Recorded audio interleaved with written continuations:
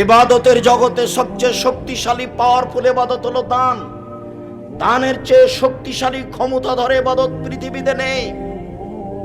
আপনি যদি দান করেন তাহলে আল্লাহর রাগ মিটে যাবে, আল্লাহ আপনাকে জাহান্নামে দিবেন সিদ্ধান্ত নিয়ে আছেন। আপনি 500 টাকা দান করলেন, তখন আল্লাহ বলছেন আচ্ছা আচ্ছা ঠিক আছে, যাও যাও, নরম হয়ে গেছে দানের ক্ষমতা।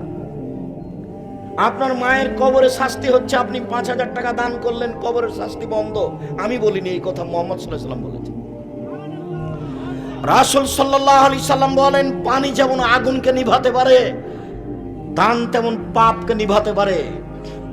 বিচারের মাঠে যারা দান করবে তারা দানের ছায়াতলে থাকবে। যতক্ষণ পর্যন্ত বিচার চলবে ততক্ষণ পর্যন্ত দানের ছায়াতলে থাকবে। আমি অনুবাদক মুহাম্মদ সাল্লাল্লাহু আলাইহি ওয়াসাল্লাম এভাবে বলেছেন। পৃথিবীতে সবচেয়ে শক্তিশালী ক্ষমতা ধরে ইবাদত হলো দান। এর পরেও যদি সালাত না থাকে তাহলে আল্লাহ দানের মতো ইবাদতকে কেটে দিবেন।